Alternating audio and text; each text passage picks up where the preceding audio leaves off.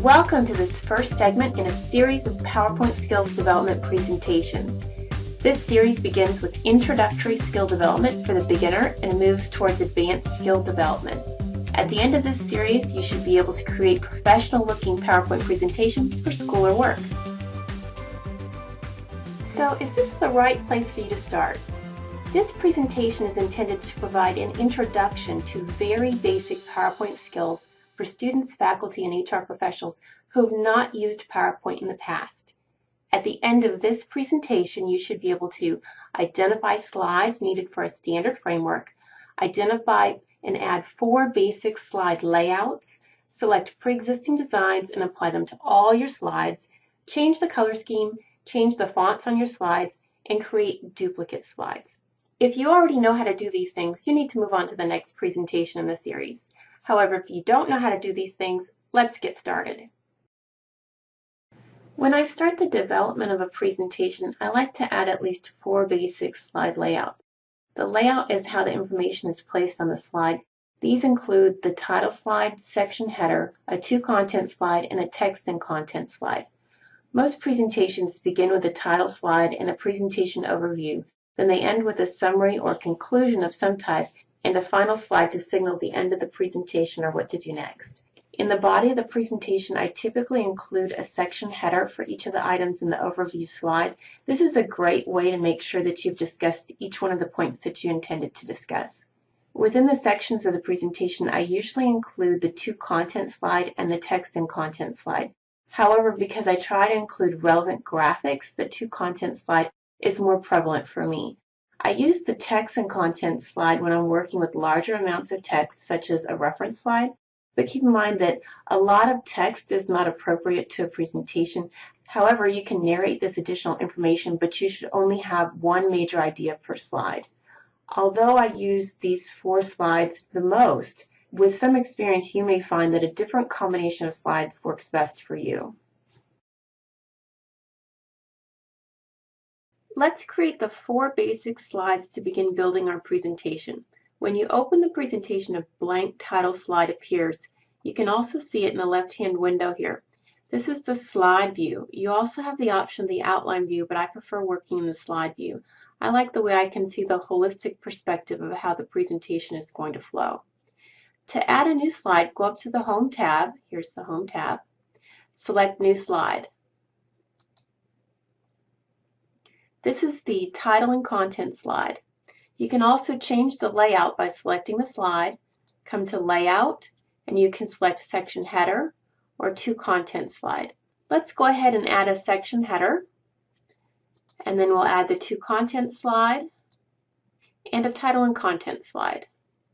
Now we have the 4 basic slides for the presentation: a title slide, a section header, a To-Content slide, and a title and content slide.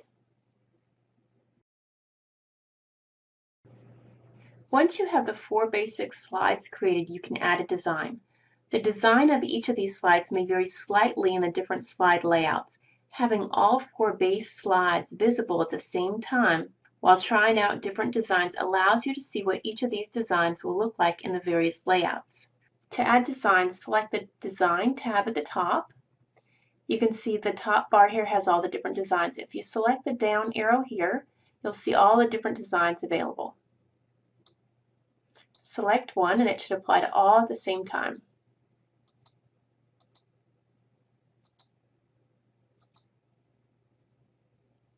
While every design doesn't change from one layout to the next, some do, so it's nice to have all 4 slides laid out so that you can see how they change from one slide to the next.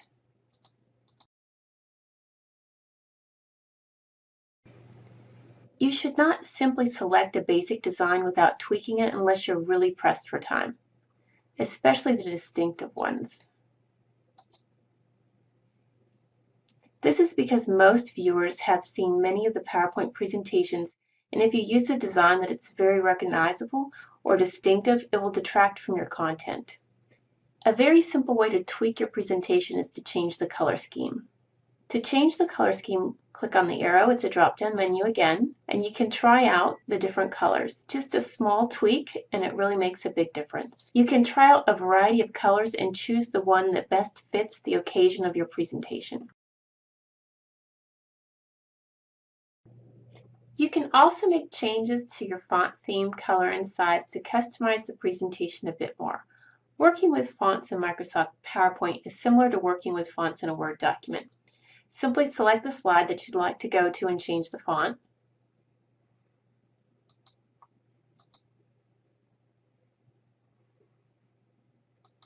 Let's type in a font here.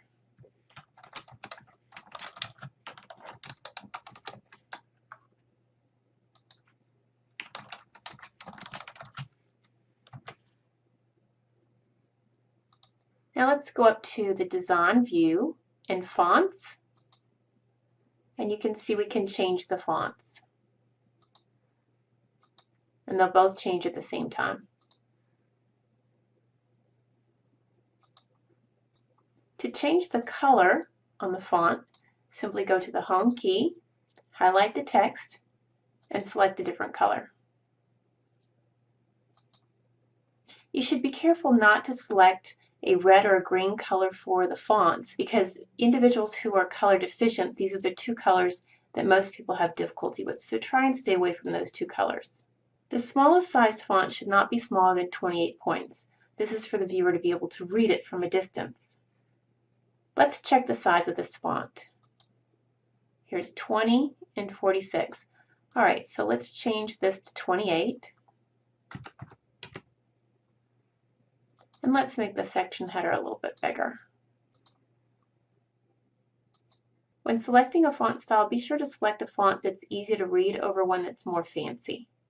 When we're working with section headers or content slides and you're moving from one slide to the next, you're adding graphics, sometimes the text will move around. So you need to make sure that it's in the same location on each slide. Having a presenter move through their slides and having the titles move slightly from one slide to the next looks very unprofessional. This is particularly noticeable on a computer. The way to avoid this is to use grid lines. You can add grid lines to your presentation by going up to the View tab and check marking grid lines. This allows you to check the exact alignment of your text. However, if you don't want the grid lines on, you can simply turn them off by unmarking the checkbox. After you're finished adding the text, always spell check your presentation.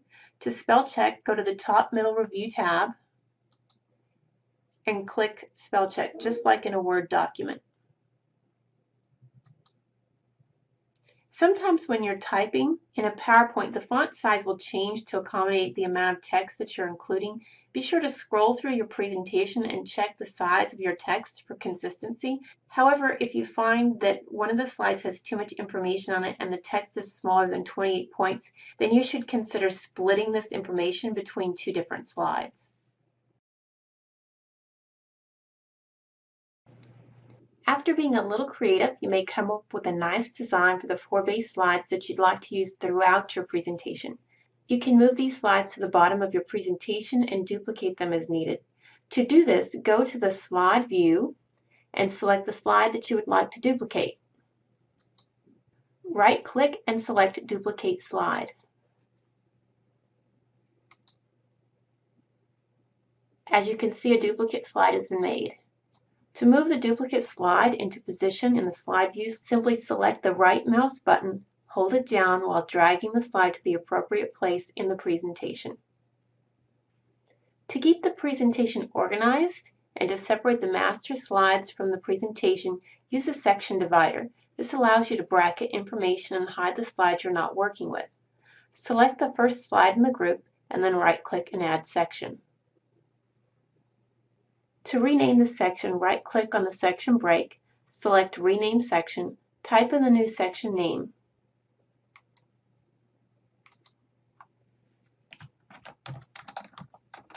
Now we're going to move all the master slides down.